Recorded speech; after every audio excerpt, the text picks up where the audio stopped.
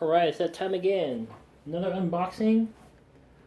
See if I can do this without dropping important things. Just gonna move my battery. Excuse me. So, first I gotta apologize. That smog core set unboxing probably is not gonna happen, not the video anyway. I got carried away showing off to people, and then I think I finished off making the insert that I made, and then I just, as a special treat for myself, I just ripped into it. So, sorry, that's not going to happen, but if we know each other, let's get together and I'll show you all the goodies in it. Over here, I just got done sleeving all the cards, right there, just the small ones anyway. I think they're all small ones, right? But I have a new game. Let me get my box knife. Let's see, I've got two of them. Get this one with a point on it. I got this cutter here, but I'm not going to do that. Go a little safety so I don't cut into anything important. But I will actually get this utility knife in case I need to cut into somewhere else. I've never seen the inside of this box before. I've been eyeing it. Prices have been kind of high for me personally, but money is better now, and I think my girlfriend's going to really enjoy playing this. So, ta-da! Unicornus Knights. It's a big change for me recently because no minis in this game. They're standees.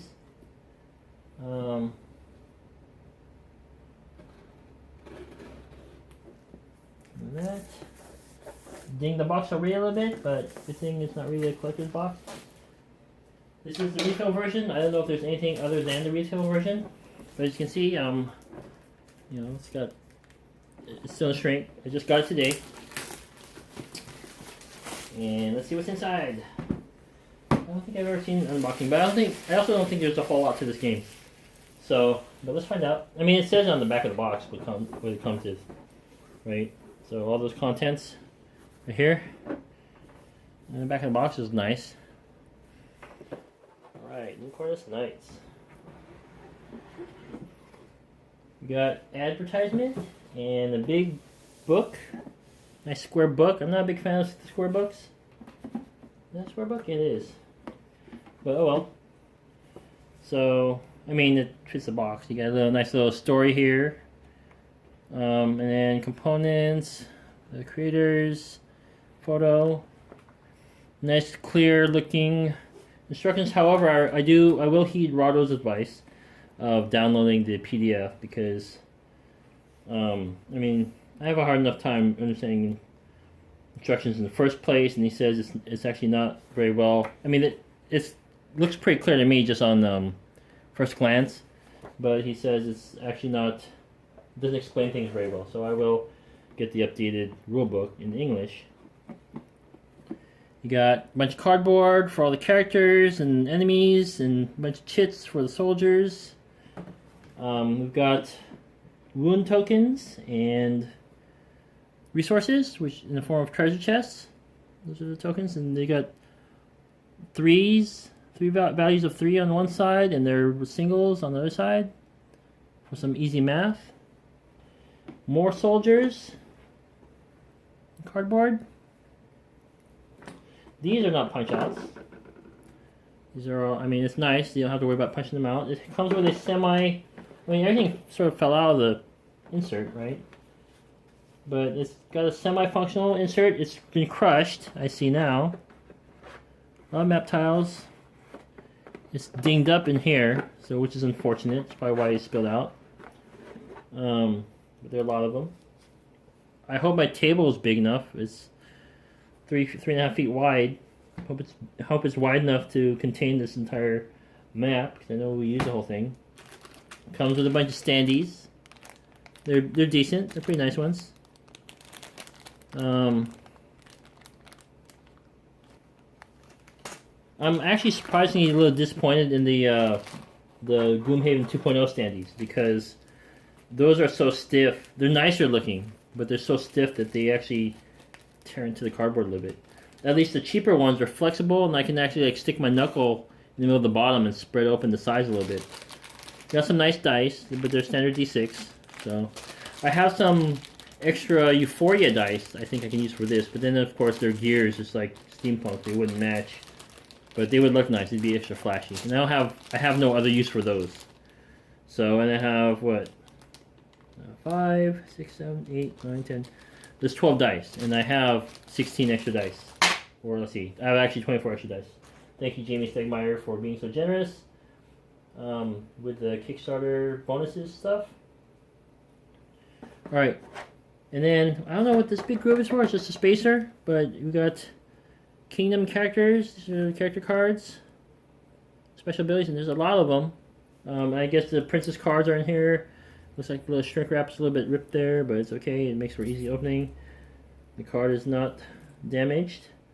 They're tarot size cards, or I don't know, are they tarot size just because they're bigger than the standard size? Who knows? Let's see. Oh, they fit right in there. So I guess if I don't know if I sleeve them or what, but I will probably laminate these. So I have a laminator. We'll find out. I mean, maybe I won't, because you don't really hold these in your hand, and you'll have to like protect everything. And that laminator I got a cheap Amazon one, and it's a little iffy. And I got some the laminate material I got is actually not. It's not the quality I'd hoped for. It's a little bit thin, and so a little flimsy in my opinion.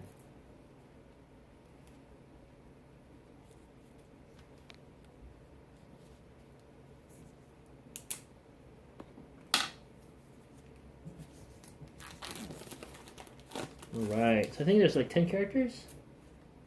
I probably should have looked at the book, but I didn't. I'm just kind of going by Rahdo's overview of it. So, 1, 2, 3.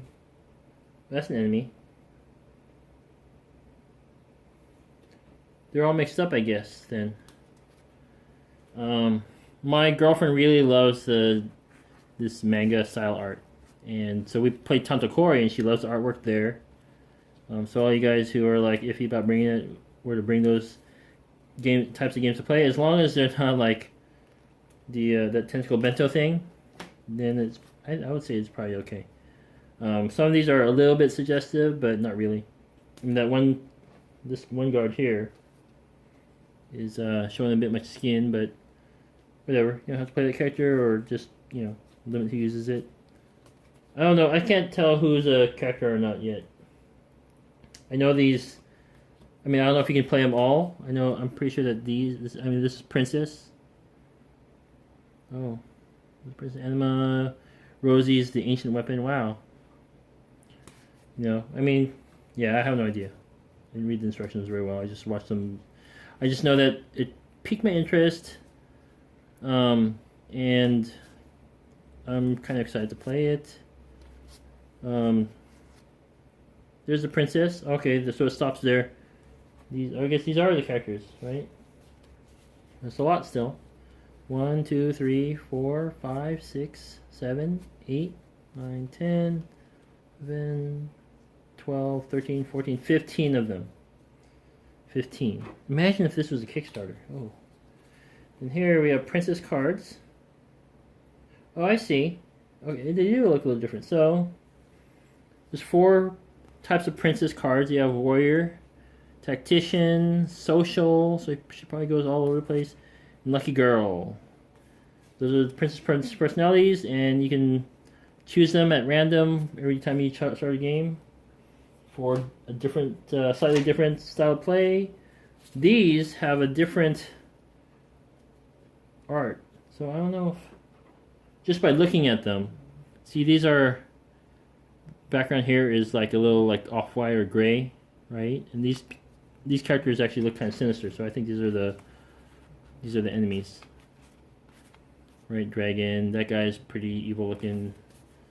Not to judge or anything, but kind of looks like a monster, right? These guys look a little more noble. And a little goofy, and the women are not as scantily clad as some of them other ones. Or maybe they are. I mean, you got this lady, this young lady here in a bikini. But their side info here is actually kind of... Oh yeah, okay, that makes sense. Yeah, it's like cream colored, and also it actually has the dice combos you can get for the combat, and these are like statuses and stuff, effects. So yeah, these are the enemies. And these are the heroes. And so how many are these? 1, 2, 5, 6, 7, 8, 9, 10, 12.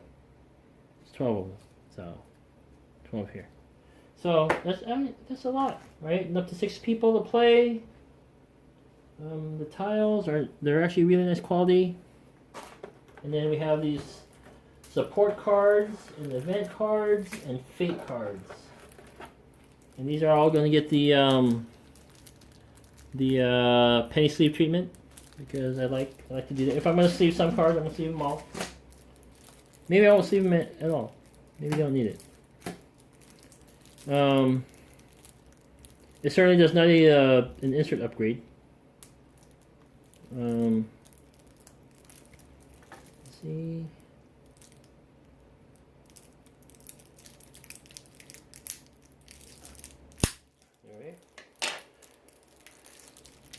I like the puzzly nature of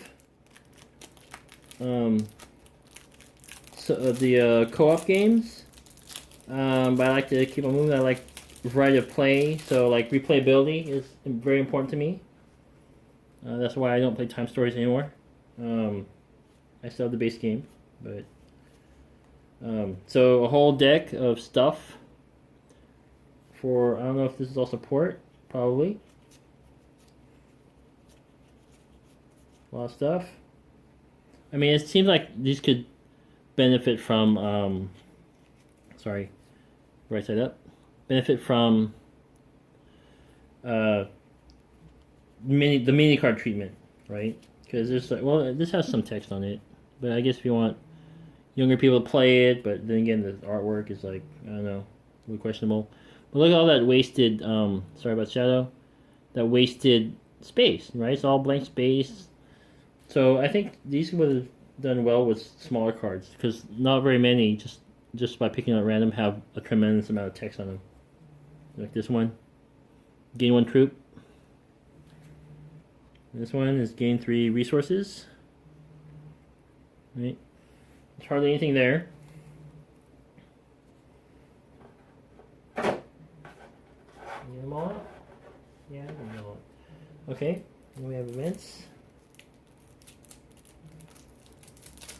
Now these open like this. The other one had, what? I think it had a pull tab. Maybe I just didn't see it right, but I busted that sucker open. Yeah, it had a pull tab. But oops, these have like, they open up like a pack of card sleeves. So I don't know why they couldn't just do that for all of them. It just makes it easier to open. It also comes with extra baggies, right? It's got 3 little baggies extra. I don't know if that's gonna be enough for the chits, but I've got plenty of bags elsewhere of extra stuff, so you guys end up using those. See, like these also, they're nice big cards. I can use standard sleeves, but you can also use small sleeves. And I know they're kind of annoying to some people to use the small sleeves, but or the small cards. But in this case, I mean, there are a lot of cards. You can probably put in a smaller box. Maybe they don't want to put in a smaller box. There's a lot of text in this one. Right. But still, I think they could have shrunk it down and had like, I mean, look at this. Let's get one of these. See, one of these chaos cards from Rise of Moloch. Has a little bit of text on it, but it's very easily readable. Then they have other ones that have like nothing on it, just symbology. Alright, there's a poison card. It's one of the torment cards from, I think, the set with the dragons, with all the Asian-y themed one. Or the Chinatown themed one, I guess I would say more. My girlfriend is Chinese, and she's like, okay. Anyway, it's all good fun, so whatever. And plus, hey, the Unicorn Club, right? Rise of Moloch. The gentlemen are part of the Unicorn Club, and here I am with Unicornus Knights. Can't get enough of those unicorns. So those were events. These are fake cards. Let's see. Support is gain stuff. Events were like things that happen. Of course, they're events, right? I'm not sure what the numbers are on top mean, but I'm sure I'll figure it out later. And then persuasion. So this is like if and when stuff.